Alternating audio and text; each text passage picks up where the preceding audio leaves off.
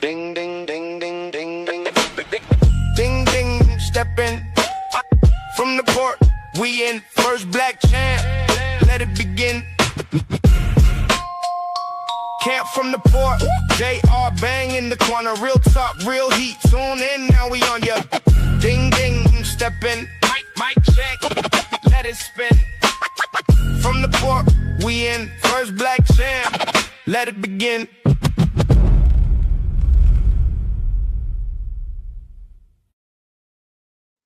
Oh, yes, indeed, indeed. Welcome, happy Sunday, or whatever day you decide to watch or listen. Hey, SummerSlam, less than 7 full days away because it's a whole weekend now. Yeah, you know what I mean? And you want predictions and you want people to talk about wrestling like you've never heard it before. So, hey, get ready as I descend from the clouds just to give you wrestling content that you are here for.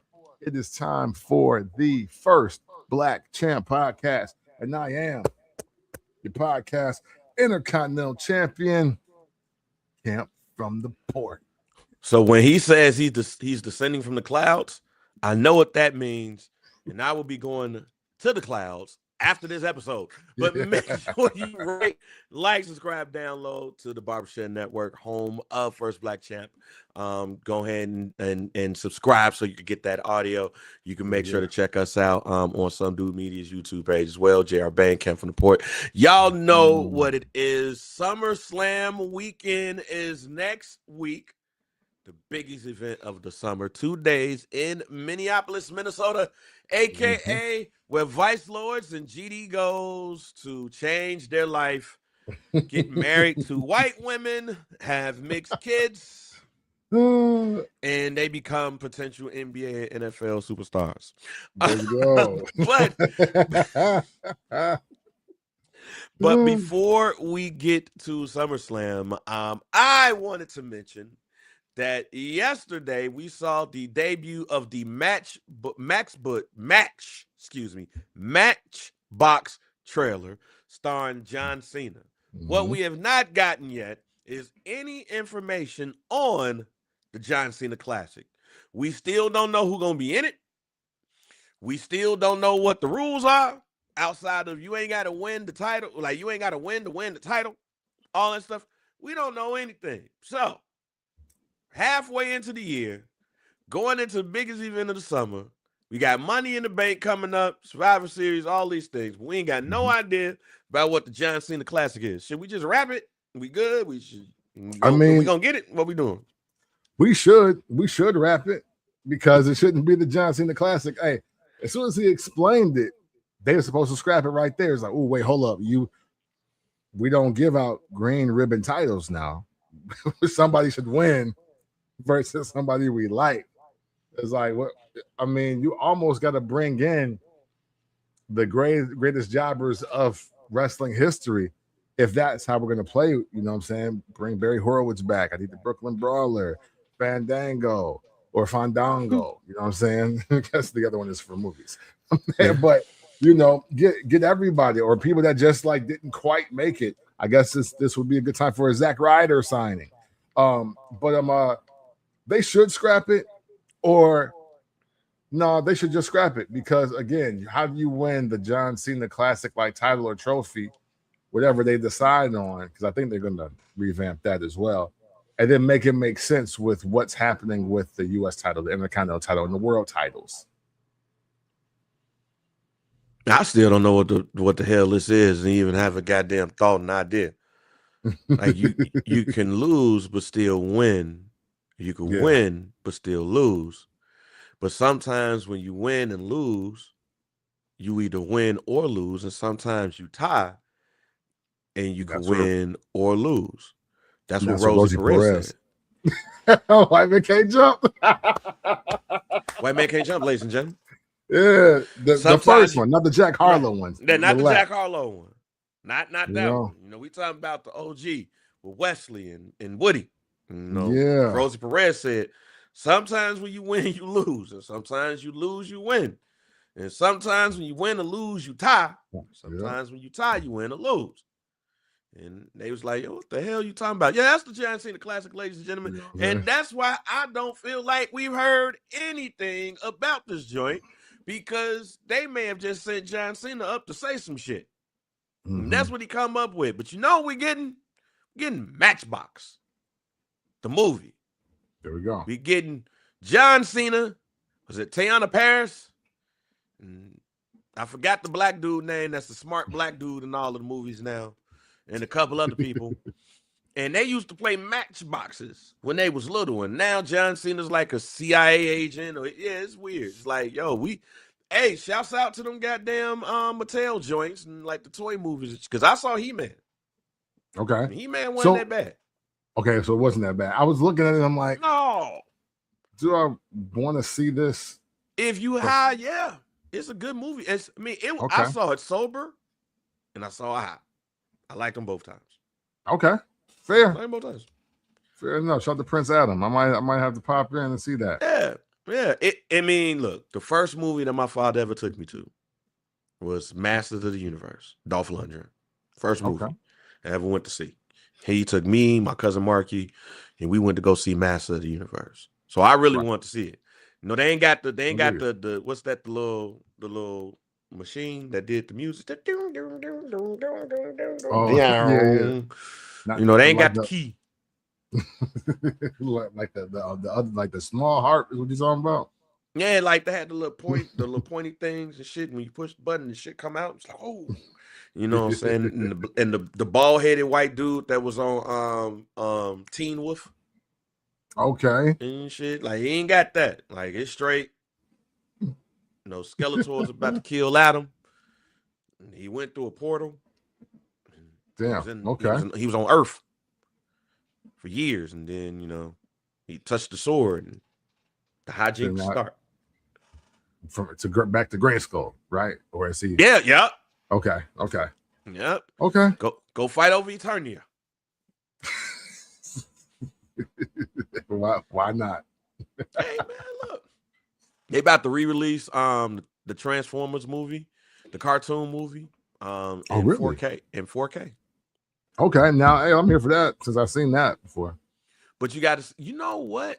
Oh, I don't think I've seen the Transformers movie, the cartoon movie. Like the original? I don't think so. Really? Don't say it like that.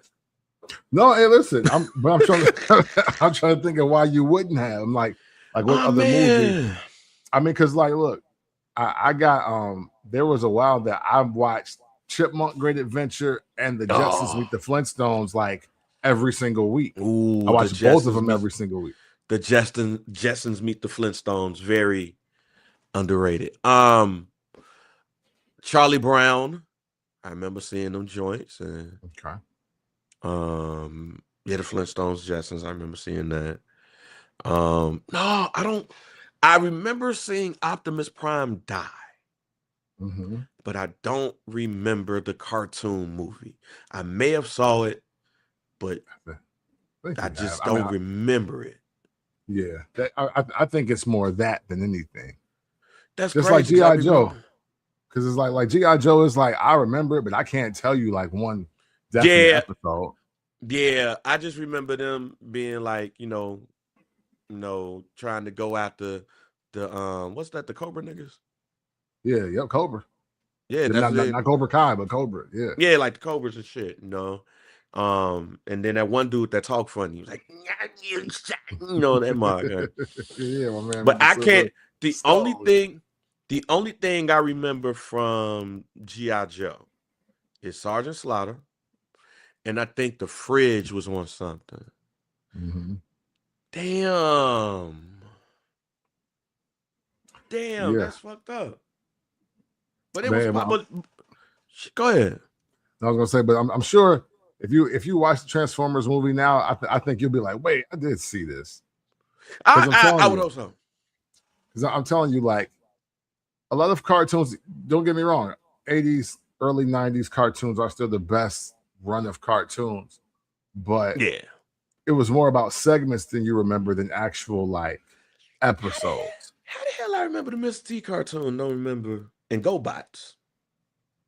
Yeah, Go Box was fire. I used to, I used to watch all of the like the off-brand superheroes, like the Silverhawks on USA, and on USA Go Cartoon Box. Express. Yeah, I used to watch all of them too. Yeah, USA Cartoon Express had all of the off-brand cartoons and Mr. T. Yeah, like it had the Mr. T cartoon and all of the off-brand stuff. So it's like, yo, hey, I can't get Transformers. Give me Go Bots. And I had a couple of Go Bots. See, Sean Knight said he used to have G.I. Joe magazine. I didn't even know it was a G.I. Joe magazine. See that? See? Like literally, I never heard that before today. I promise you. That's how I know I don't really remember G.I. Joe at all, outside of knowing it's half the battle. And at the end of every one, they give you like a life lesson. What are you reading in a G.I. Joe magazine? Yeah, that's true. Because they really ain't go to war. Like, why? Oh. Like, hey, Mom, look. G.I. Joe magazine. Make sure you pay $9.99 a month to get G.I. Joe magazine. But yeah, nah. I miss Saturday morning cartoons too at this point. Like having a 12-year-old, a 7-year-old, and a 5-year-old, and having conversations about YouTube and what they watch there. We need Saturday morning cartoons back. Like we need some shit to watch when we eating cereal. Why? Sure. What do we have to watch when we're eating cereal and looking at TV? Like we had cartoons, we had wrestling at 11, Star Search at 12. Yeah. Or Soul Train, I think at 1, something like that. Like we need that back. Well, speaking of having something we need back, you know what I'm saying? Oh, it will break down the Joes and the Cobra. Why the fuck we need to break down that? Like the difference between the twins and why you got to stop them versus Joe. Okay. I dig it. Okay. I just had Booker Man Night. Hey man, look. Artifact. Look, man, WWF magazine held me down. You know what I'm saying? My cousin had a subscription to WWF magazine. Remember, like the Rougeos, I think, was on the cover, and they was trying to, they was going to Memphis. Yeah, like, they moved. They were waving the American flags. Yeah, they waving the American flag, moved to Memphis. Like out of all of the places that the Rougeau brothers wanted to move from Montreal, they went to Memphis with American flags. I guess at that time I was like, oh, Elvis is the greatest. And then I used to go back to the back and look at the T-shirts like I was going to buy one. It's like, man, I didn't even know dude had a shirt. Is there a wrestler? Before we move forward, I think it's a good segue, and it's funny because Miriam always laughs when we do these segues and shit. Just to let you know, why y'all be coming up with this shit? Is there a wrestler that should not have any merch? Oh hell yeah. Who's that wrestler? I know off top. Let's think about, you got a WWF magazine. You go to the back where they got the merch, and you're like, why dude got merch? Who's that wrestler? Dude, I remember seeing Sam Houston's shirt in there. I was like, dude, how he got a shirt? Like, it was royal blue too, with him with the red bandana around his neck. I was like, fam, like they got you a whole like ice cream bar like print on the shirt for what? Like you don't even wrestle weekly and you lose every time. Like the only match I think I've ever seen Sam Houston win is against Danny Davis, and Danny Davis is gonna be my pick. There was no reason to have Danny Davis merch. He on there for sure. And if you watch them old superstar joints that I was watching, like to see Danny Davis and Sam Houston have a feud, it's like, why? This is when you know WWF had way too many people. Why are we sitting there watching a feud between Danny Davis and Sam Houston? Like, hell yeah. Who gonna win? Sean Knight said Blackjack Mulligan. Hey, I'll do you one better until he got one moment, and this is when they got the shirt. I could have swore Outlaw Ron Bass had a t-shirt after he cut Brutus Beefcake head with the spur. Yeah. I was like, he got a shirt off a segment. Hey man, I don't think the Conquistadors had no shirts, but yeah. Oh, hey, now that would have been crazy. Grab an old WWF magazine and just go to the back, and look at the merch, and ask yourself, why does this wrestler got merch? And if somebody were to come to a WWF event in 1987 and they come there with a Sam Houston shirt, hey, we got questions. Hey, listen, I'm gonna shoot Sam Houston some bail and say this: maybe his shirt was being sold to all the women that he was screwing after the wrestling matches, because he did get a couple cheers. He was like, woo, woo, woo, Sam Houston. I mean, he wasn't like the wrestler that you wanted to embody, but maybe he's slaying Mad Mason Dixon Vag all through like the circuit. Who knows? Hey, well, with that being said, SummerSlam, August 1st, August 2nd, next week. Yeah. 12 matches on the card. I think this is about it. I don't think they're going to add any more. It's just refreshing to see more than 4 matches on the card. Let me just say that it's just refreshing to see that. But August, they don't have the breakdown of who is going to be wrestling on each day yet. I think that's going to come on Monday on Raw, right? But let's get to some of the predictions and some of our questions or anything around them. The first one I'm just going to get out the way, because I know when you probably saw this one signed, you was like, why? Danhausen versus Dominik Mysterio. The winner will keep the $100,000 that Danhausen stole from the Judgment Day. They're arguing over bread. Kent, should I play the music? I mean,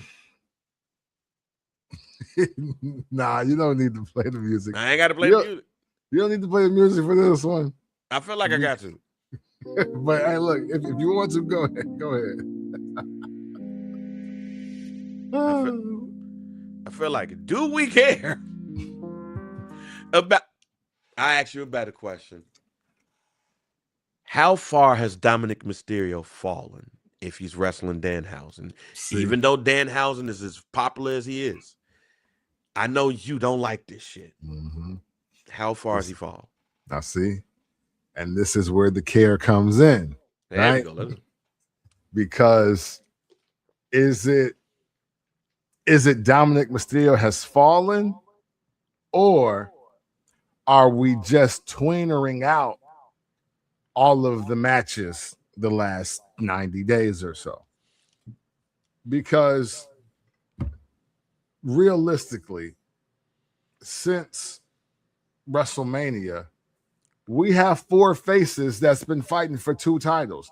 And then with another one in tow, which that would be Sami Zayn. So if faces were fighting heels, I think Dominik Mysterio would be scorching hot right now. Like that's what I think. To daggone Sean Knight's point, because he is cursed. Like, you know what I mean? So I do care, and I do have Dominik Mysterio winning this match though, because I do think something just for character purposes, like this is just a sports entertainment moment for him. We should be getting to the real wrestling soon though, especially after SummerSlam. I have Dominik Mysterio winning this match as well. On this right here, we need a Dominik Mysterio win. Danhausen could still do something stupid to get over the crowd, but Dominik Mysterio should win this match right here, and get his 100K back. And then they think the curse is over, but then some other shit happens. Yeah. Gunther versus Nick Aldis. The old-fashioned grudge match is back. You know what I say always about grudge matches? We need it. Everything ain't about a title, and everything ain't about sports and entertainment. Yeah. It's just about a fight. And this one right here, Gunther, Nick Aldis, they mentioned on SmackDown that he is a former NWA World Champion. That's big. I said, okay. Yeah. Okay, we here. So to me, yeah, that's big. But is it going to result in Nick Aldis taking the win or Gunther winning? I'll start off with this one by saying that Gunther's going to win, but this is definitely going to be one of the matches of the weekend, because there's a number of people out there that don't know how Nick Aldis gets down. Right. When he said he's a former NWA World Champion, but he never made it to the big leagues, I was like, oh, we might get us a classic, ladies and gentlemen, because Gunther's not going to have a bad match. Nick Aldis, I don't remember him having a bad match. This is going to be his first match in years, but at 39 years old, meaning that damn near he's at the middle of the pack when it comes to the folks. He's not the GM no more. If you sign this contract, you relinquish your duties and you are just a wrestler. So I don't think that Nick Aldis will be fighting for a championship anytime soon, but I believe that Nick Aldis is going to look great. Gunther's going to look better. Gunther's going to win the match. There was one of two reasons why they made it plain that Nick Aldis is a former NWA champion. Usually when they throw out stats or they put an accolade on you like that, it's either to give credit to the beating or to make sure that you are not that shocked about the win. And since they have made such a fuss, if you will, about Nick Aldis signing the contract, so now you're not the GM. I got Nick Aldis winning his very first match in the WWE on the high level. I think this is leading to just something for Gunther to do because he does need something to do because, hey, I don't care who wins either title match. I don't want to see Gunther versus either of them, at least not right now. Nothing about Gunther versus any of the four that could win those two titles is sexy to me for the next PLE.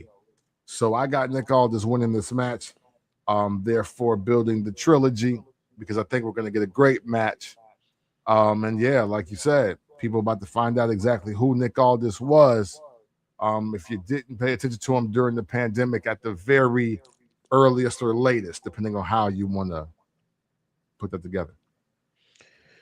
So look, I don't think Gunther is boring.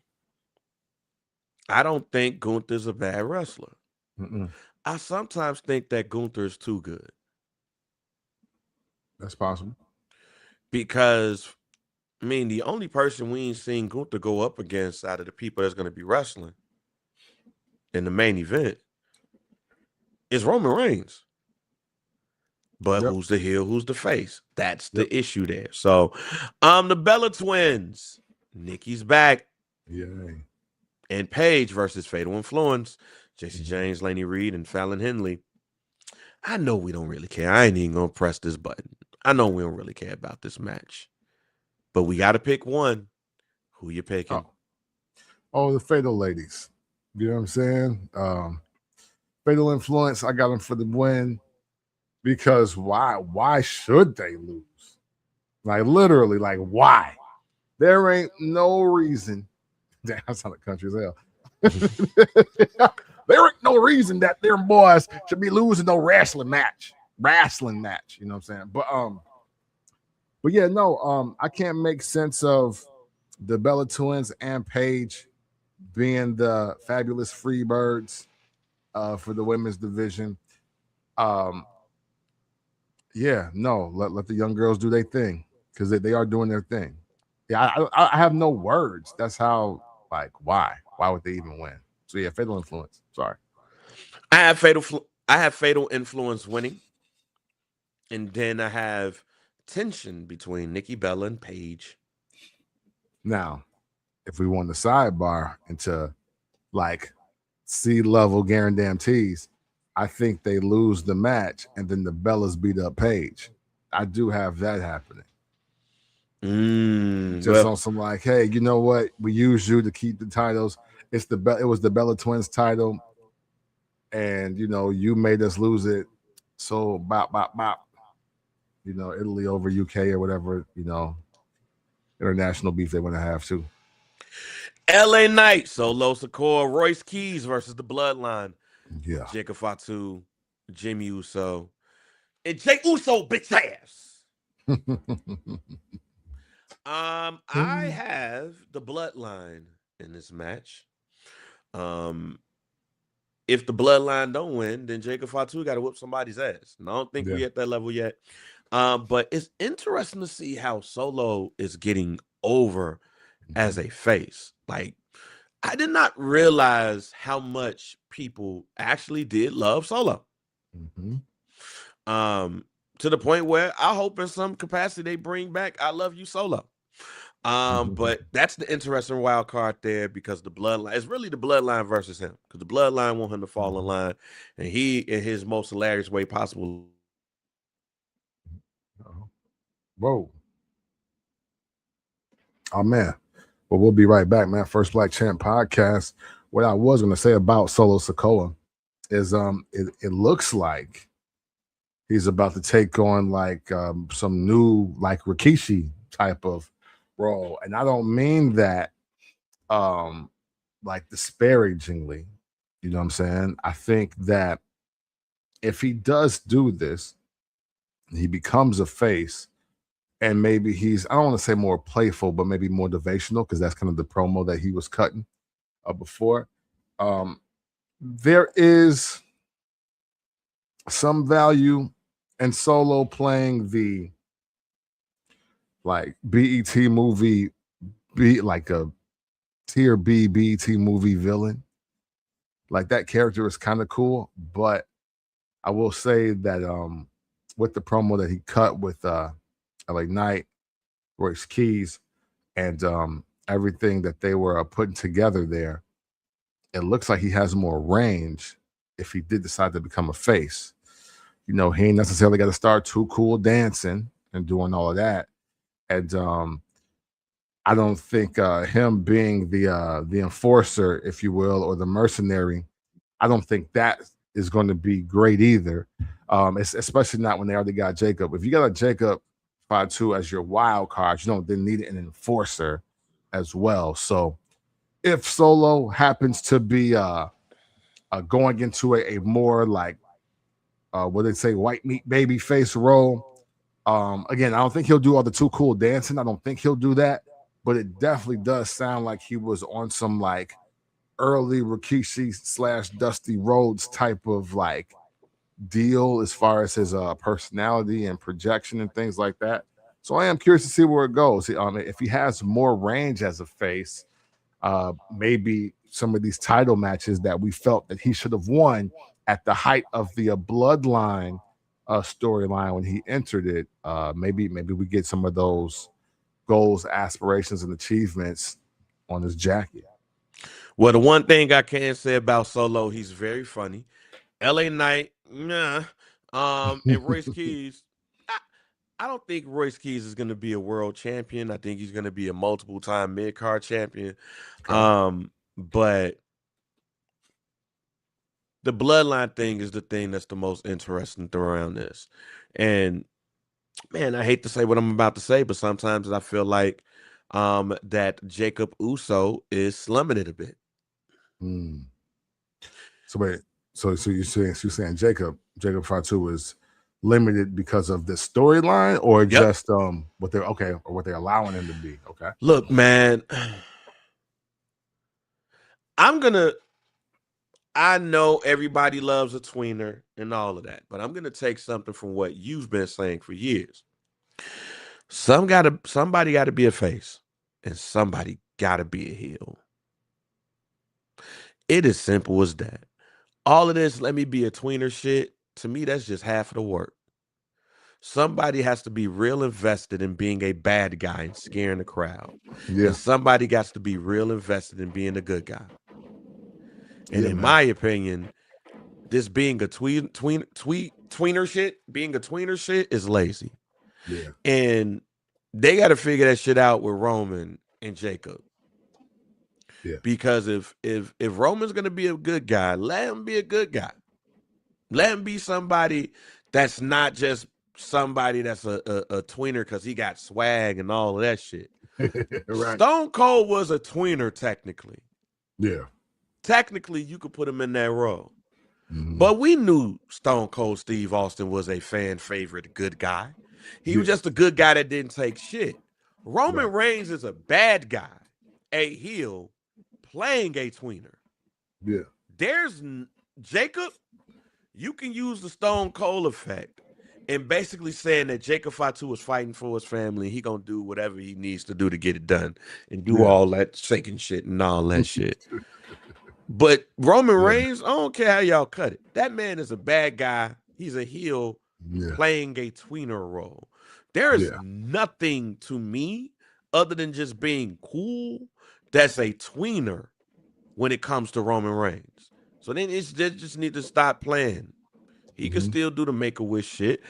Tiffany Stratton, Jade Cargill, Chelsea Green, Charlotte Flair, and Julia or Lash Legend. 5-way match for the the Women's World Championship, interim Women's World Championship, 5-way ladder match.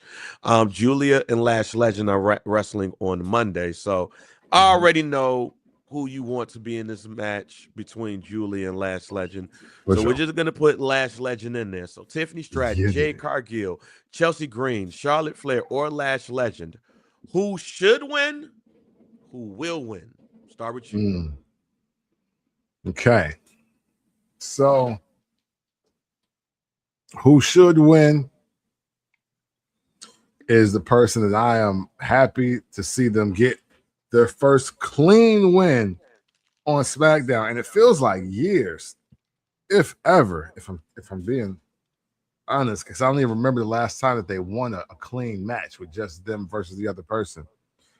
They should win it because it's long overdue for just the fanfare and because this is the perfect environment for this person to take out a very well tenured and decorated roster of women.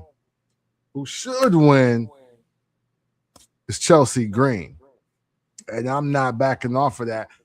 I almost how's that going?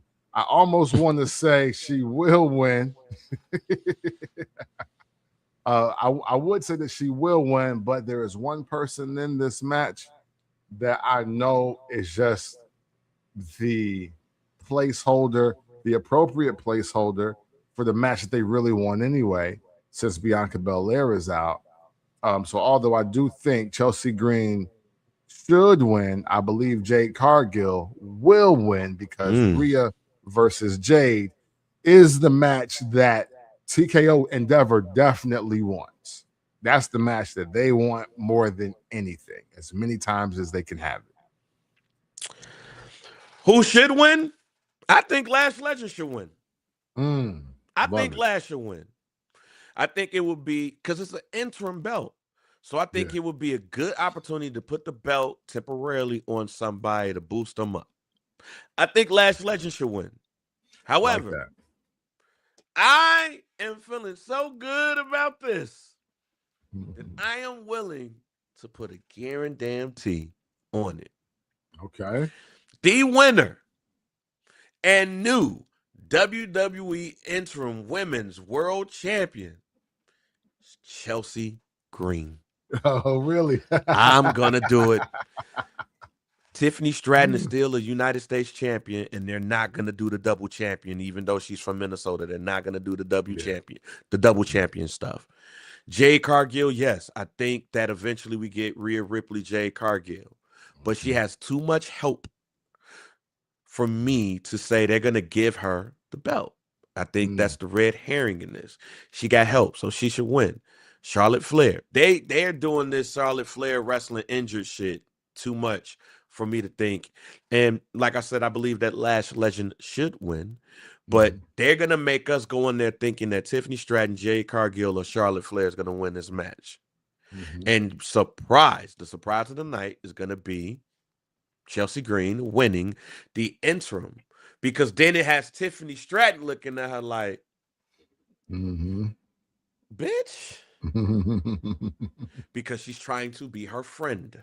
Yeah. I like that. This is a way for Chelsea Green to try to sun Tiffany Stratton, and then when Tiffany Stratton loses and do the old bitch, now you got Chelsea Green that's coming over and like, look at me, look, I'm the champ, you're the champ. but I'm the world champion. I'm the world champion. And that's going to lead to Tiffany Stratton going heel. Okay. So Chelsea Green, we're finally going to get it. That is my guarantee. If you hear the Bang Be Knowing music, the burp for Price is Right, you know that Bang was right on here. I am picking Chelsea Green to win the interim. Interim, yeah, that's important. Important. The interim. If this was, they're going to win the title, I would probably pick Charlotte Flair. They said interim. Yeah. Temporarily. So she wins this shit. When Rhea's healthy, she runs through Chelsea Green. Simple as that. Trick Williams, Baron Corbin, he's back in first match back. United States Championship.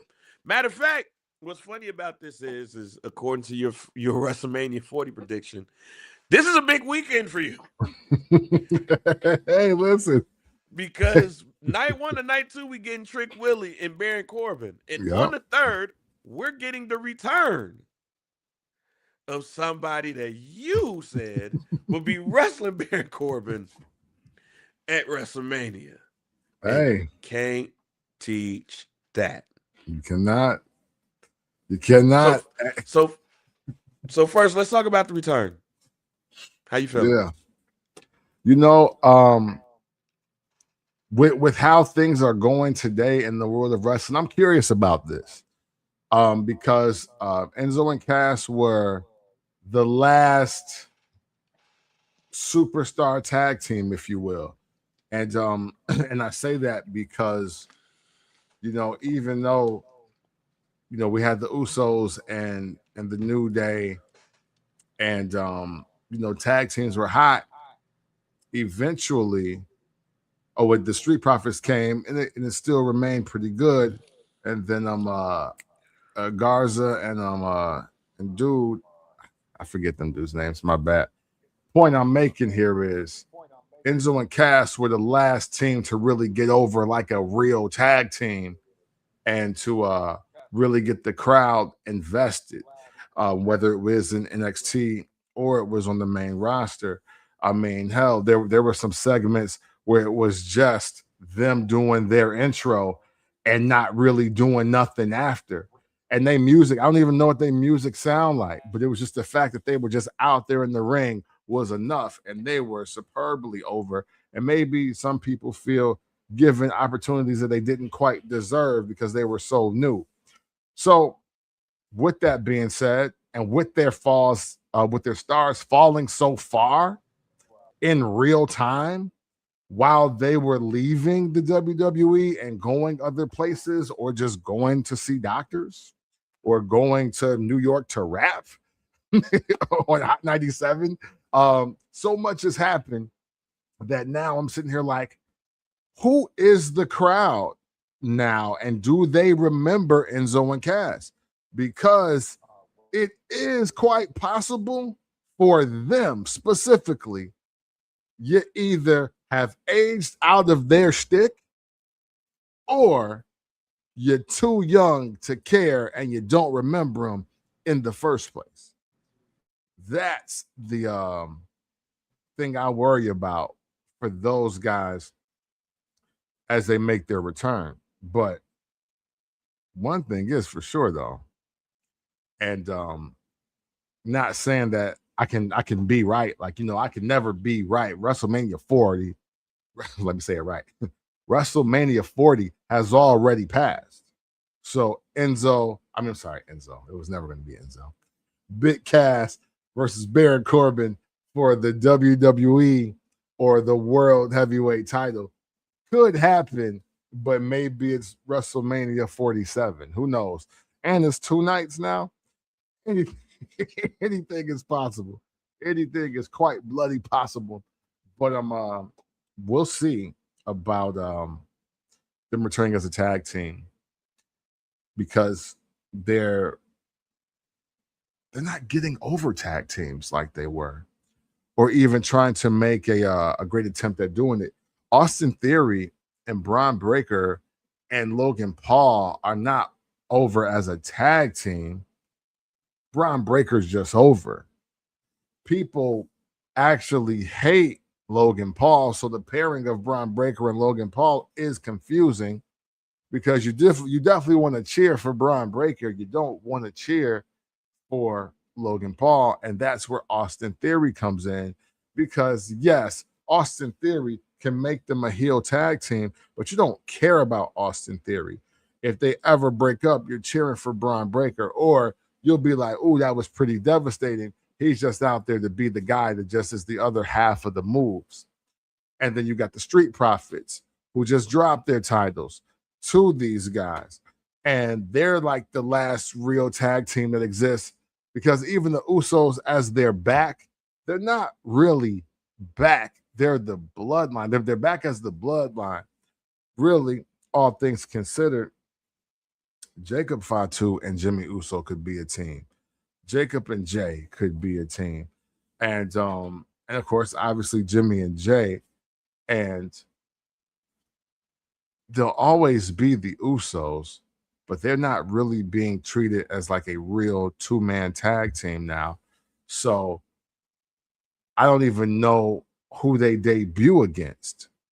Like if Enzo and Cass are going to return and they are going to be at the they're going to get their segment. Maybe it's in the first hour or maybe it's to jump off the second hour of Raw. That seems to be what would be the best route for them.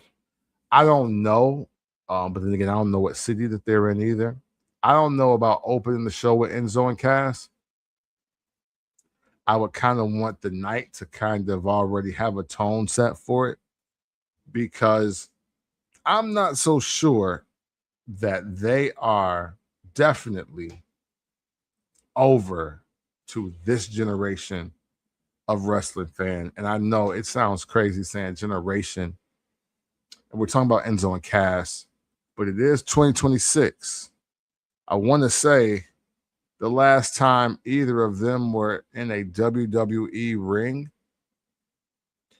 wasn't that 2018? You know, I kind of feel like that was 2018. And, you know, if you were 15, 2015, you're now 26. Is the bada boom, realest guy in the room, how you doing? Does all that work for you now? Do you really want that? Is that what you are gonna get up for? Are you gonna pop for that? You're gonna mark for that? That's important. Because I don't think they have direct competition. I don't think they have any competition right now. There isn't a team that I can definitely say I want to see Enzo and Cass against. Like not one.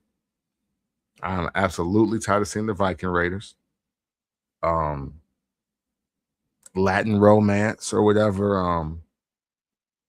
Angel Garza and Hector, right? Because you know they always come out like looking like exotic Latino strippers. All I heard was Latino strippers. Yeah. Oh yeah. And everything shut down. Everything. I'm like, what the hell going on? Like everything literally like shut down. Yeah. Me so bad. So what's up with the Latino strippers? Latinos? Yeah. Well, no. Unfortunately, it was Latinos. At 8th Street Latinos? Yeah. I was speaking of that's good content though. I was speaking about Hector and Angel and how they always kind of come out like two like Latin strippers, but just kind of run down the list of who would I want to see, who would I pop for as far as Enzo and Cass coming out to be like against another team, and I don't think one exists.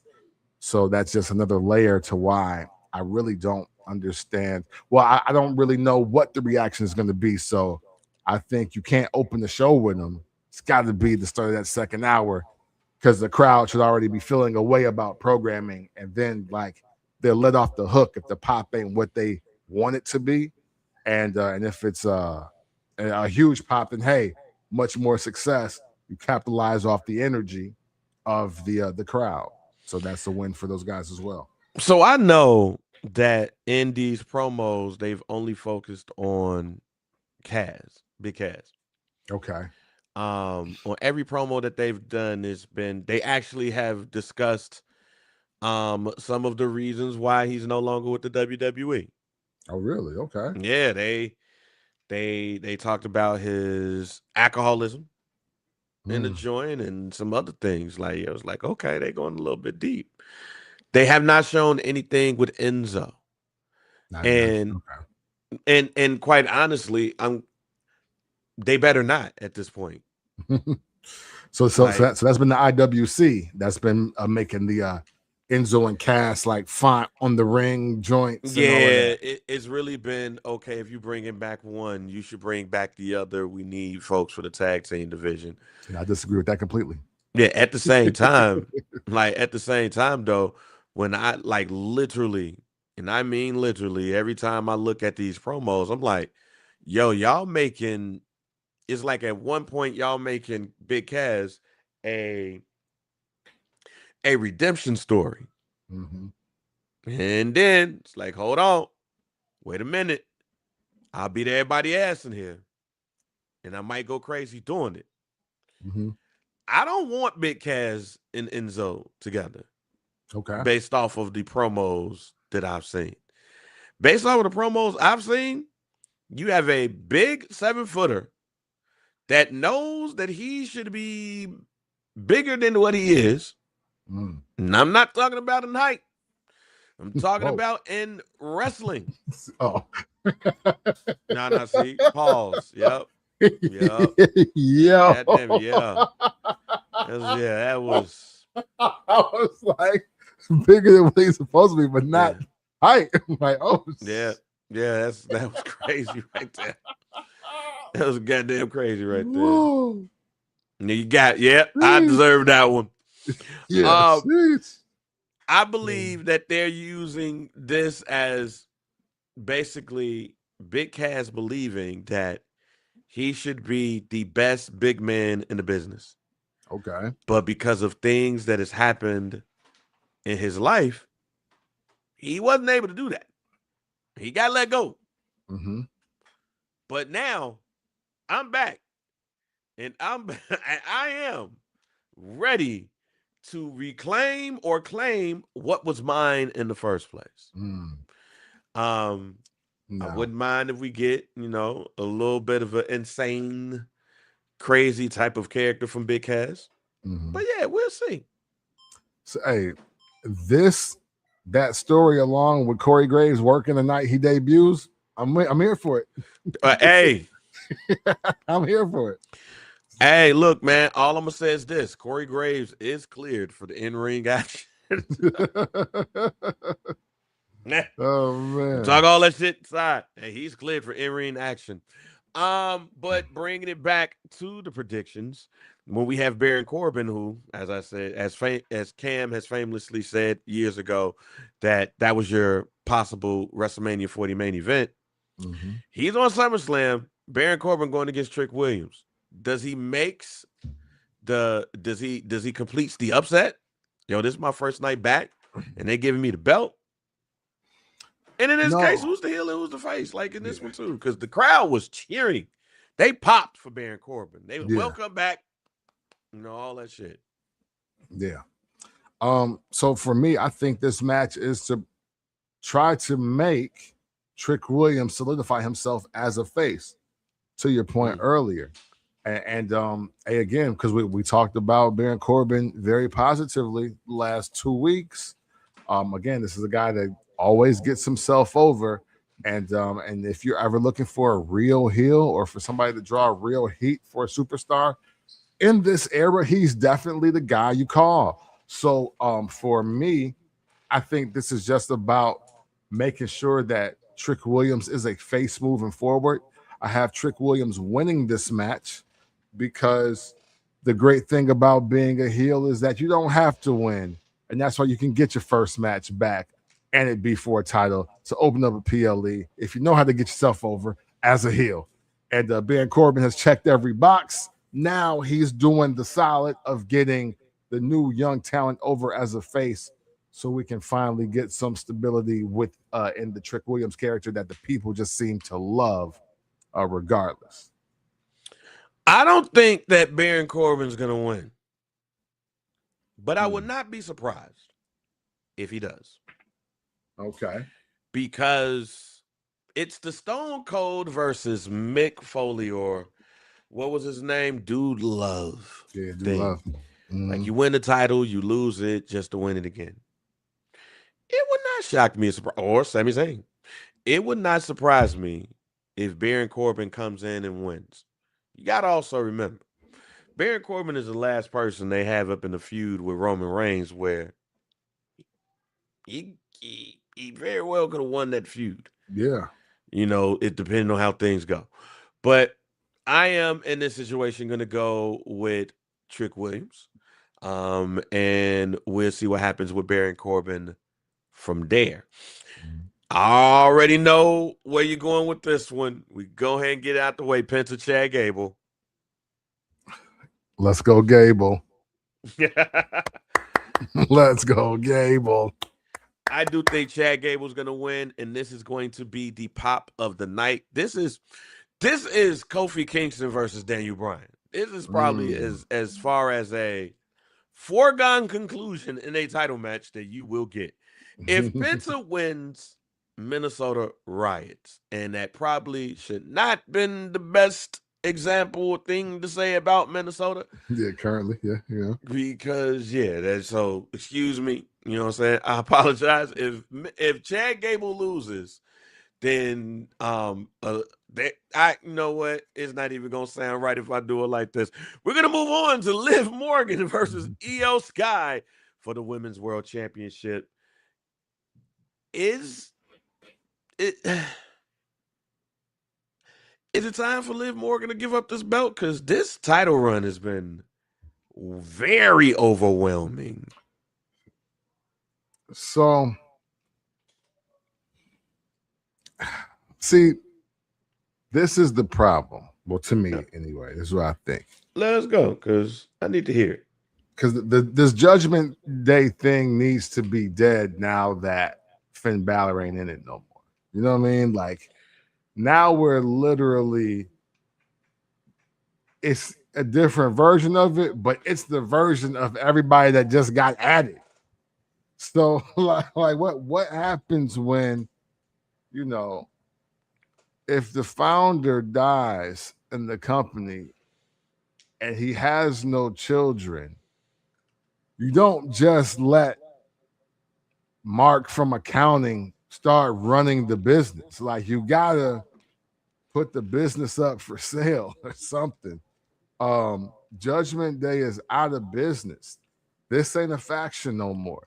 And the fact that they got Liv in the mix of this, and she never needed the Judgment Day. She just needed her and Dom to kind of ride this till the wheels fall off. And maybe the wheels are a little too squeaky. And maybe it is time to end that too. I think Liv is just suffering from this, the lack of creative that is left for the factions she's in. I'm picking her to win this match, and I'm hoping in that win she separates herself from this, however they want to make that separation happen.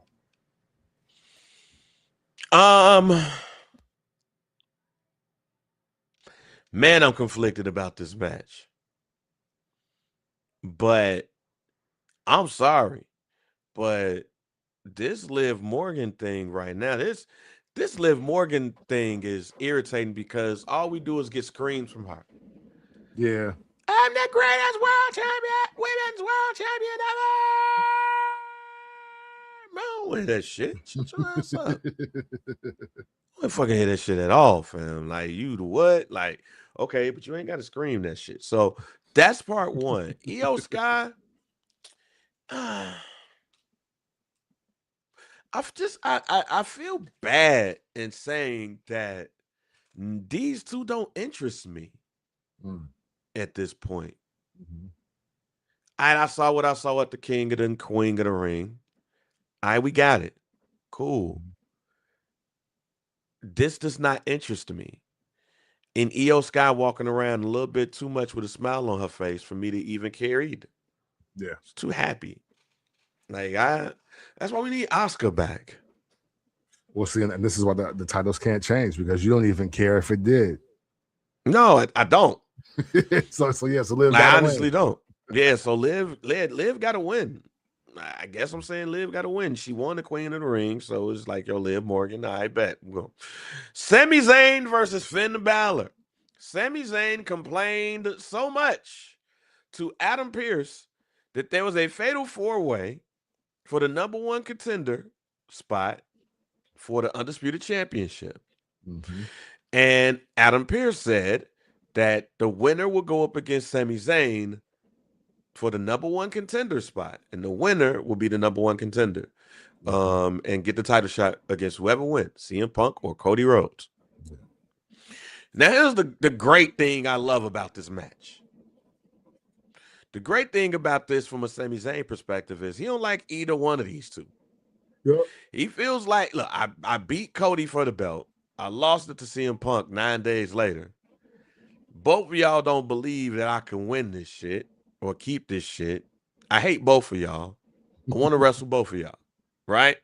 Mm-hmm. Then there's Finn Bálor, who, if we would have did the show on Friday, I would have said that Finn Balor's winning that fatal four-way. Mm-hmm. But man, I feel like Finn Bálor should be in a better situation. So, who wins this match? Finn or Sami? Because we about to get a good one. This ain't going to be no whack match. Right. We about to get a good one. But what does that look like? Who wins and who becomes the number one contender? Well, the person's going to win is going to be Sami Zayn.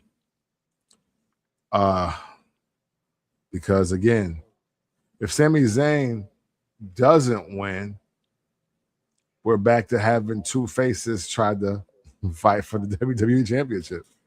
At least Sami Zayn right now, he is the most heel out of the four people left.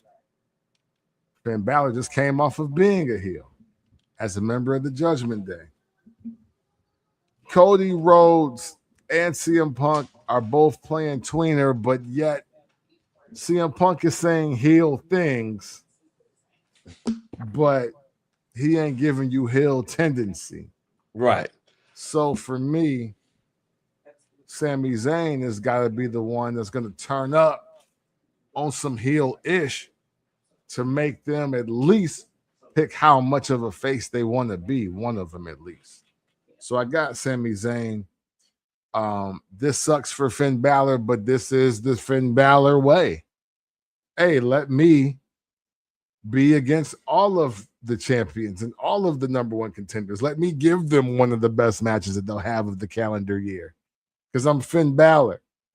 But, you know, I'll just go home after that, I guess. So if you need me, just hit me up. Yeah, I got Sami Zayn winning this match. Damn, I want Finn Bálor to win it. I'm kind of over the current champions in the first place. And we'll get into that in a minute. But yeah, Sami Zayn winning this match. Oba Femi, Brock Lesnar. Is this Brock Lesnar's retirement match? Does he beat Oba Femi in the Hell in the Cell? Does Brock Lesnar lose? Look, I'll just say this. I'm picking Oba Femi to win this match. Okay. But I'm going to say the same thing that I said last week, and I'm going to put even more emphasis on it. This match is either going to suck or it's going to be the greatest Hell in the Cell ever. It is going to be one of the two. There's not going to be no middle ground. This is not going to be like, this was decent. No.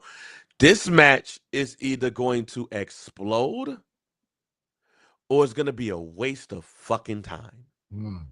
And I hope it is not a waste of time for Oba Femi's sake. I got Oba Femi winning this match. Sounds just like blind dating. Yeah. So that's why I don't do it. That's why I never did it. Yes. No. Yeah. I'm sure in 2026 is not safe at all. That's not safe at all, fam. Yeah. Oh man, especially with never mind. Let me I don't want to incite the wrong political party to think that we're Well, I don't know if they're going to donate. Let me not say that. We're back. Oba Femi, Brock Lesnar, Hell in the Cell, SummerSlam. That's what we're talking about. So last week, I said it can only be one answer. Yeah. And I'm going to stick to it being only one answer. Oba Femi should win this match within or up to 15 minutes of pure black versus white destruction and peril. There should be accidents. There should be a lot of holy-ish. There should be, oh my God, like Michael Cole should be able to get off. I think he's dead, and we believe it. Because you was kind of going OD on that they might be dead tag spot earlier in the year, Michael Cole. I was listening to you, man. Come on, man. You're the greatest, man. Don't do that. Brock Lesnar winning this match would be career genocide for any other black and or African wrestler in the WWE. I'm gonna say it that plain as day, because if the new young force that is Oba Femi cannot beat the certified icon of combat sports in his twilight, then there is no future for him. And you cannot bank on another person presenting like Oba Femi to do this again. Like, you're not gonna, no disrespect to him, it's highly unlikely that Angelo Dawkins would gain 20 pounds of muscle and be able to do what Oba Femi is doing. Even though he is great at the spot that he is in right now, you can't get Trick Williams to hit the Oba Femi switch and be that. You don't have that in Trick Williams. So, yeah, it's Oba Femi or F wrestling at this point for me on this one.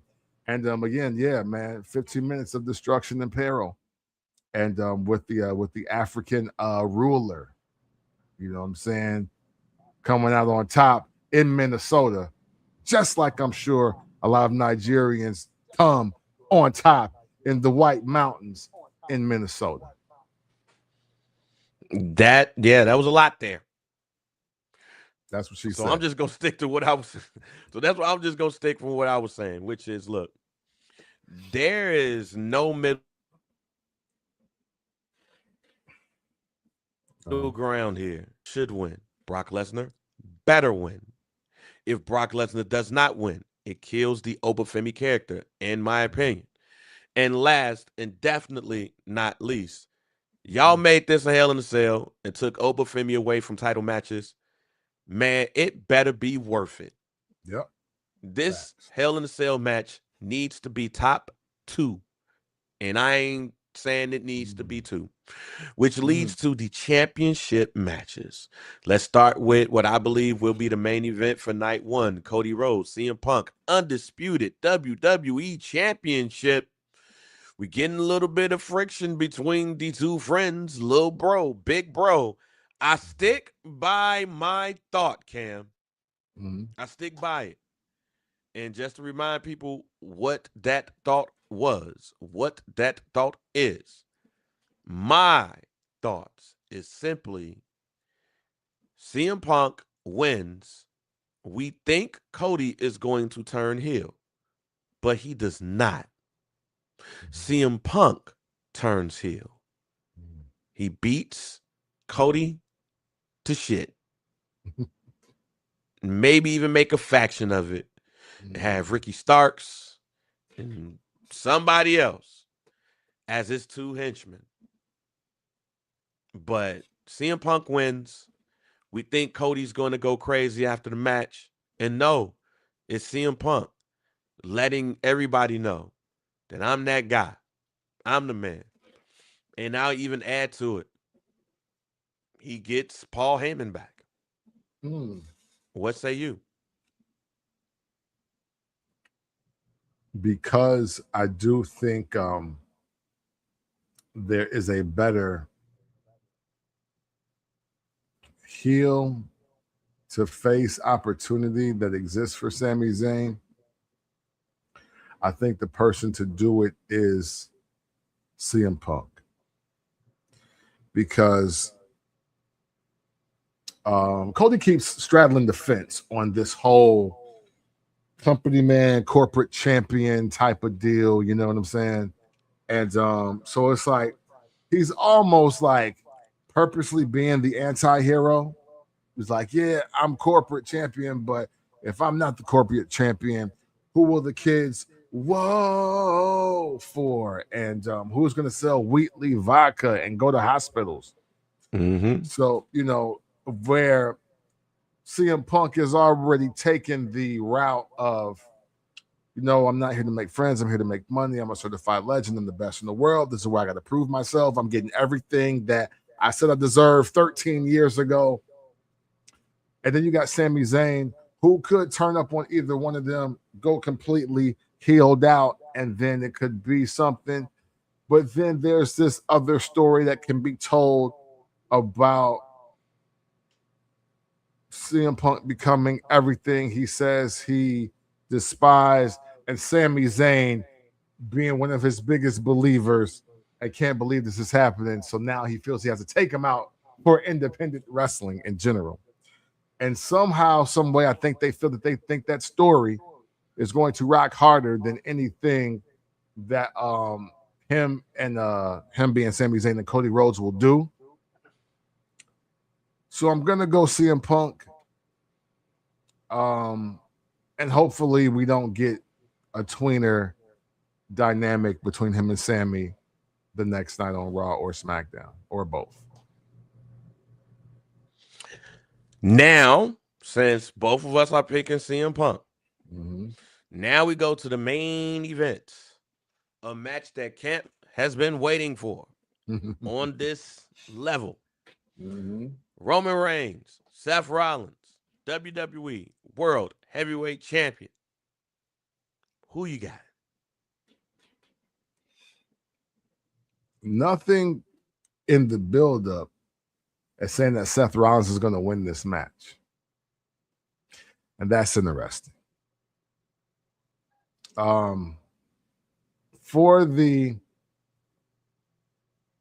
think for the people watching,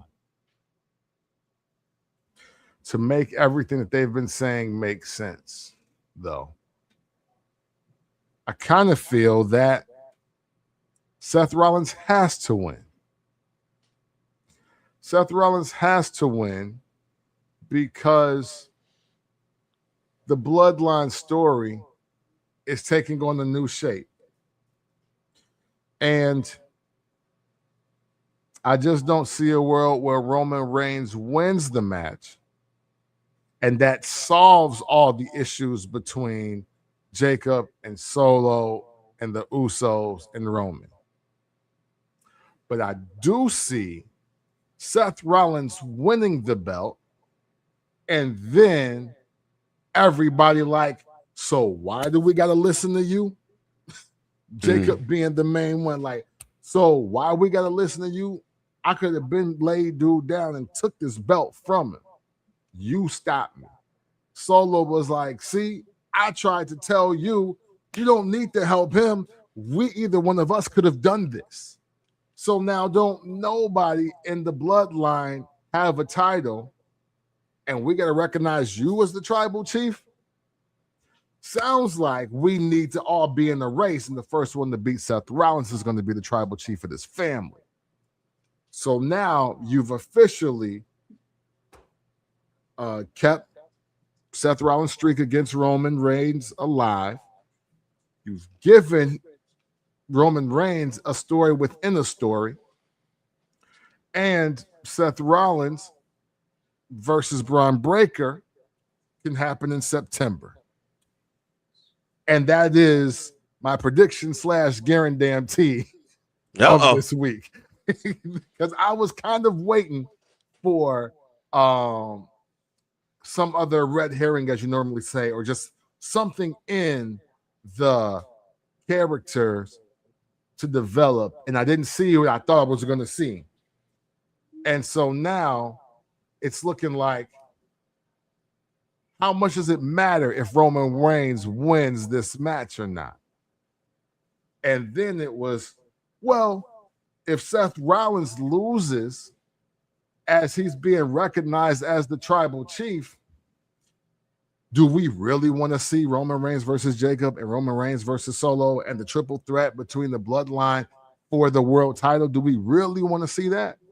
Or are we trying to get Dominik Mysterio into the title hunt and Braun Breaker and Logan Paul with Seth Rollins? Because now it's making more sense of how the rest of the year ends.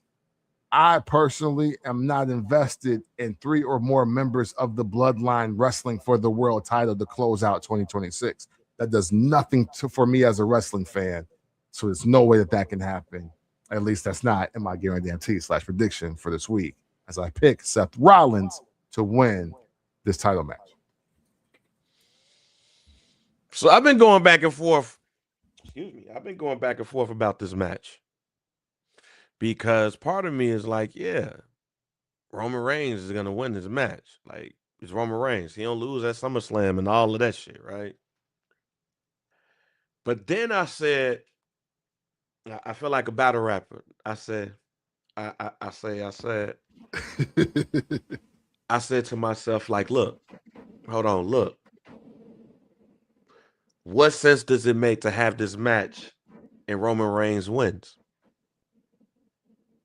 Because where does this go? And then Seth Rollins super kicked Jacob Fatu. Then I started thinking about Jacob Fatu. The strongest member of the bloodline has been Jacob Fatu. Mm-hmm. Outside of that super kick, ain't nothing really happened to player. Roman Reigns then took his lumps. Mm-hmm. But after taking his lumps, he's been the person that at the end of the night hold his hands up. Mm-hmm. So the go home episode of Raw is tomorrow. Now, normally y'all hear me say, you know what, I'm gonna pick this person, but I reserve my right to change it after I see Raw. Mm-hmm. I don't think I'm gonna change it because there's a certain match that I remember happening between two icons that everybody picked one because he always wins this match. Mm-hmm. But then there was a surprise, and we were all shocked the next day to find out that not only did this dude win, he became a double champion after being the lesser champion. Ah.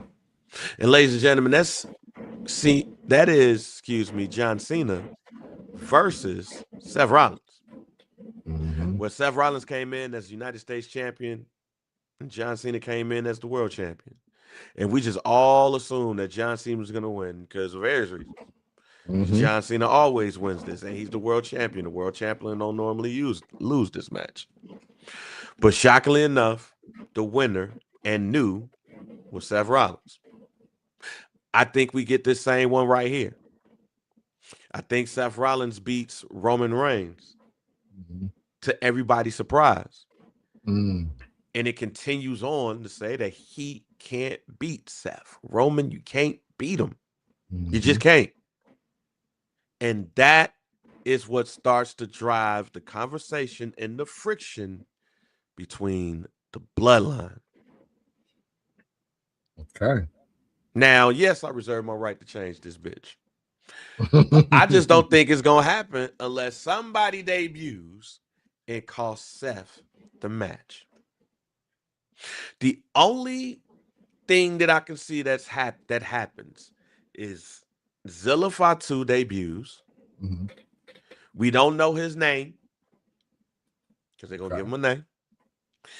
And he debuts, and next thing you know, the bloodline, hands up, boom. But I just feel like that's not going to happen just yet. Mm. I feel like Seth is going to win. Okay. And the next match we see Seth in is going to be with Jacob Fatu, because Jacob Fatu going to be like, yo, he lost, he left. Now I got to hold this shit down. and we're gonna get Seth versus Jacob Fatu. And Roman's gonna come back during that match to cost Jacob Fatu the belt, because he's gonna be like, "Yo, I'm the leader of this. That boy's mine." And that's gonna cause that friction. Okay. So Seth, who loves to cause friction in the life of Roman Reigns, is going to directly and indirectly do it, continuing this storyline on throughout the rest of the summer, going into the fall, where here's my guarantee number 2. Guarantee number 2 is that Jacob Fatu will win Money in the Bank. Okay. And Roman's gonna be nervous because because eventually Roman will get the belt.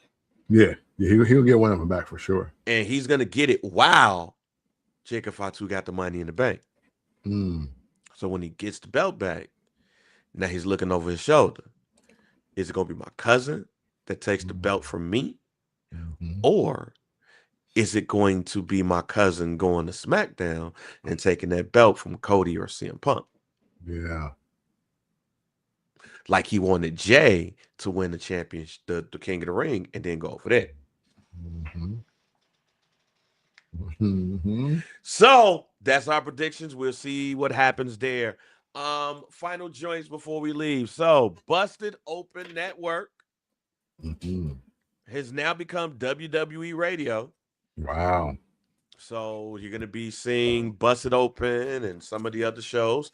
Added is Cody Rhodes podcast, The Undertaker's podcast, and other WWE related podcasts. Now I did see like Thunder Rosa leave the network, and I believe it's a couple of people, other wrestlers have, other people have left the network. A lot of people have said that is not a good look for wrestling, because you could go to Busted Open and you can hear everything, even though Busted Open might not talk about AEW all the time. You at least had a place where you can listen to it and see what happens in TNA or hear them talk about it. But this is WWE programming. You ain't gonna be able to hear that like that. Yeah. So what are your thoughts on WWE Radio? Man, first I will say that the shock isn't it being WWE Radio, it's the shock that Busted Open is the WWE Radio, because I've always felt that Bubba Ray specifically was the person that kind of liked that immunity and that independence of being able to speak on just wrestling as an overall arcing umbrella. So for him to give that up, maybe either I'm overstating how much he liked doing it, or the number from TKO Endeavor was so real. It's like, okay, I don't really get to talk about it like that if you don't want me to. So, other than that though, I feel like just because they're not radio, we don't truly understand, or we won't recognize how many WWE shows already exist. Like I feel like there's 3 or 4 that they're even promoting right now, like with the dude, the homie Sam Roberts and all those guys and all those other shows. It's almost like, well, it's not even almost like, WWE Radio is just the next cog in the wheel of TKO Endeavor making WWE more like ESPN. That's what I see here. When I look at this and when I analyze this, it's just like, oh, this is just their other show. This is the format of their show to promote this product. Like you got ESPN Radio, you got Sports Center, and then you got, Pat McAfee show. To me, this is another move in that direction, and we'll see how much different it is in relation to the other content shows or the other like media shows that they have that currently exist. Like that's the only thing that I'm looking side-eyed about right now. Look, only thing if it is going to just like truly WWE specific programming, I'm gonna say what I've said on this podcast before again today. I think at this point the WWE being in bed with ESPN and all of these others are now the platform where on these shows here, you should be hearing more about all of wrestling instead of just the WWE. You should be the ESPN Sports Center to all of this. You should have a show dedicated to all of these things because, in a sense, you damn near own wrestling. In order for people to talk, you got to come through us. I ain't mad at the move. It's just that I feel like, again, that the WWE is at a certain level. And now at that level, you should really own the product and not just your company. Now, we don't talk about a lot of AEW. It'll get flooded in there depending on what's going on. We don't talk a lot of TNA depending on what's being floated, or any other wrestling organization, MLW, New Japan. And I know for some people that let me first say I like wrestling. If it's on, I'm probably gonna watch it. Mm-hmm. Probably, depending on if I'm sleepy or not. Just being honest. Right. But I do sometimes think like, man, I would love to watch consistently the other product and being able to talk about it. But then I'd be like, shit don't be interesting sometimes. I don't know the wrestler. It just don't be interesting sometimes. Yeah. And when it's interesting, I'm going to talk about it. So I'll ask you before I say anything, because I know you be like, yo, I ain't watching all that shit. Because I mean, it's not that I don't want to watch wrestling. It's not even that I'm busy. It's just like shit don't interest me. Yeah. What would have to be done for you to be excited about other wrestling organizations and be able to discuss and talk about it? Man, I think about this question, ironically, even just when watching the WWE currently. And I do want to say, man, I was gonna. It's a good thing I didn't talk myself up into a situation I couldn't get myself out of, because AEW was in Nashville at the Pinnacle, which is downtown. We're over here off of 5th Street, no, off of Church Street. I'm sorry, down by the FedEx office that I trained at. That's crazy in Fogo de Chao. I definitely wanted to go to the show that was there. It was on the 22nd. But I just didn't have a chance to get there after work, and the tickets were fair price. And I was talking about this show amongst some of my my former coworkers, as well as my new coworkers here, and telling them about AEW. And even though I knew everybody on the flyer, there wasn't a certain extra just additive of it factor selling on it. I was like, yeah, Darby Allin's on the flyer, and also Swerve, like he's great. I was like, they got a lot of great talent on their roster or whatever. And two things that I've noticed, and one of them is why we started the show, is that sometimes I can speak about wrestling and speak about people in a certain way or certain things that I know about them, and I immediately get people interested and be like, oh, wow, maybe I should check that out. And then sometimes I can tell them just giving you information because I don't care if you watch it or not. And that's kind of the energy in return. Saying all that to say, what I just feel needs to happen in general in wrestling is just the return of the superstar. And that's even if it's manufactured. Like now, I officially don't care. I'm 45 years old. I do love wrestling, but the thing that I do love more about wrestling outside of the actual matches itself and the wrestling that takes place, it's the characters, it's the flash and the flare, it's the pomp and circumstance. It is the, hey, that guy is a star. That person is leaping off of the page, or he's jumping out of the screen in 3D. Nobody matters but this person. And with a lot of just old wrestling garb, whereas this Vern Gagne or Cowboy Bill Watts or Vince McMahon or Ted Turner or Eric Bischoff, Dusty Rhodes, whoever it is, people always were trying to find star power or to, show somebody that they were a star, putting them in a position to be a superstar. I don't feel that's happening. And that's the real tough sell about wrestling. Everybody kind of wants to be like low-key famous. Everybody wants to like do their thing, but I don't want to sell out. And that's the beauty in return though of what Cody Rhodes is saying in his promos, right? He was like, well, nobody else wants to even do this job, so why can it not be me? And but if you look at the broader scope of wrestling, Kenny Omega doesn't want to be Cody Rhodes, and wildly enough, we live in the era of people that want to be Bret Hart, but Bret Hart was trying to be a wrestling superstar. Why don't y'all want that part too? Like, he sold the glasses and the jackets and the ice cream bars too. like because he was pissed about WrestleMania 9. Like that was a problem.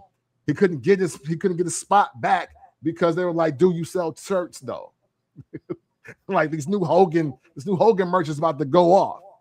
Why? And he hit the switch then. If you really look at his career, all of a sudden Bret Hart was everywhere, and not to wrestle the tier B locker room guy.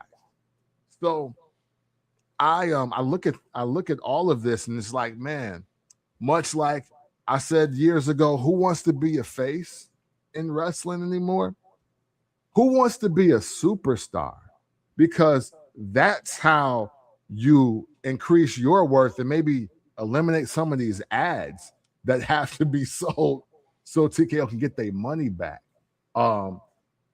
Mr. Khan and everybody over there at AEW, who wants to be a superstar? This ain't about competing with the WWE anymore. You're talking to somebody that lived in the world that watched Sting, Luger, and Ric Flair exist at the exact same time as Hogan, Shawn Michaels, and Bret Hart, and it didn't matter. Like in general, it just did not matter. I didn't. You think about dream matches. That's why dream matches exist. The big thing about Sting coming to the WWE is because he was a superstar in WCW. He's one of the greatest ever over there. So bringing him here for their greatest ever, that's the sell. You don't want any dream matches that exist. Nobody's clamoring for Darby Allin versus Seth Rollins, respectfully. Like they're like just those.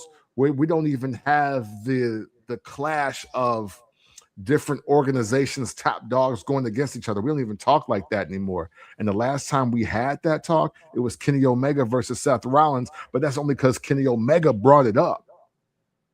So that's what needs to happen, just the return of the wrestling superstar. And I don't care if it's money behind it or if somebody just collectively like, I want to be that guy or girl, but that's what needs to happen in wrestling across the board. So I'll go to each organization. So first and foremost, starting with AEW, which is the number 2, they don't have a superstar face to me. Mm-hmm. They don't have anybody that's engaging to me. It's a lot of inside baseball when it comes to AEW that I don't like. When I watch AEW, there's not one person that makes me say, I got to go watch this. That's why I don't talk a lot about AEW, because there is not one person on there that just makes me want to turn on the product. That's not a good guy. And I need that. I need that good versus bad. I don't need just this is some dope ass wrestling. No, I'm a storyline guy. Because ultimately this is a male soap opera. I need a storyline. I don't need just some good ass matches. If this was just about the athleticism, I would not watch wrestling. Now, let me be clear. Let me be very clear. And I don't give a damn what nobody says. If this was just straight off of the fact of, oh man, we gonna get some dope ass matches, then I would continue to watch what I watch right now. which is football, which is basketball, which is baseball sometimes, hockey sometimes. I'll go watch the athleticism there. When I watch wrestling, I need a storyline. And there's not really been a storyline at AEW that has kept me. There's been some one-offs like, okay. But it's not been one that has kept me. Also, they move on too fast in AEW for me. Like you watch it one week and it's this, and then the next week them niggas tag team partners and they like each other. It just moves on too fast for me. So if I do miss a week or two, it's like, damn, what happened? What's going on? Why they the champion? All of that stuff. It's just too quick for me. And I love storylines. I love build-ups. And once I get to that, see, I'm about to go into the pause territory. I like build-ups. And once I get to that match where it's the crescendo, see, there we go. I'll use another word. You know what I'm saying? I want to know that the payoff was worth watching all of these matches. That's why Hulk Hogan versus Sting, Starrcade stings for a lot of people, because it was 18 months damn near of build up. So where we got the Starrcade, and it was just like, what in the hell? This is all we getting? That's sometimes what I get from AEW. It's very rarely for me that they hit the mark to keep me there. But the wrestling good and dangerous. TNA. It's just not a lot of shit going on. Simple as that. There's not a lot of shit going on. I would ride the Nick Nemeth train and make him bigger than life. Then you had the smaller organizations, just too much wrestling at this point. What I will say is this, though. I think that you hit the nail on the head. Where are the superstars? Who are the superstars of wrestling? Not the person that you like because they can wrestle good. Right. Right. Big difference. Let me make this very clear. I'm not talking about the dude you like because he can wrestle good. Hell, I'm not talking about the popular dude in the locker room. I'm not even talking about the dude that the white demo ages 18 to 34 looking for. I'm not even talking about that black superstar that you want them to win the championship because you like him and he represents. None of that equals star. It oozes potential, but I'm talking about a star. I'm talking about that superstar that crosses all walks of life. Everybody loves him. I'm going to remove the Roman Reigns and the Cody Rhodes out the equation. And because Seth Rollins is on TV, on sports TV now, he's doing the stuff with the NFL Network, I'm going to remove Seth Rollins, who ironically did not get laid off during the ESPN. I just thought about that. Right. Seth Rollins ain't get laid off, y'all. Like, oh, he still got a job. He still got a job at the ESPN NFL Network. Hey, that's wild. But there's no, for me, when you start looking at the younger group, who's the star? Not the one that's oozing potential. I'm talking about who's the person that has broken out. When you look at these rosters now, you see a lot of 39 and ups. You see a lot of 39 and ups, y'all. And they should be moving out the way a little bit.